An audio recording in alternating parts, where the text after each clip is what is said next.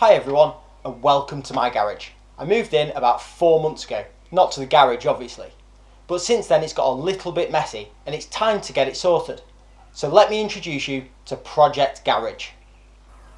You can see it's a bit of a mess. There's stuff everywhere, from pallets on the floor, random shelves on the walls, wheelbarrows, car seats. We've got a dishwasher in the back corner. Nowhere has a home. It's dusty, it's dirty, the floor's not being sealed, and I want to change all that. But I don't just want any garage. As an amateur racing driver, I want to take inspiration from the world of motorsport and Formula 1 and turn this into a clean, tidy, functional space where everything is stored away, out of sight and out of harm's way.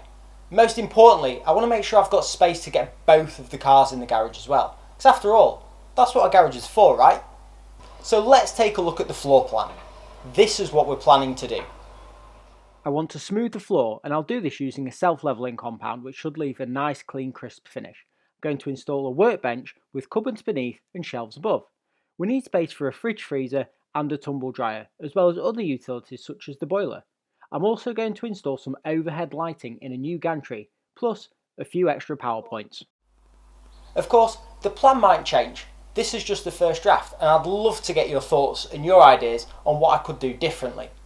Taking inspiration from the world of motorsport and Formula 1, we're going to have lighting and all sorts of different things in here as well, so it'd be great to get your thoughts.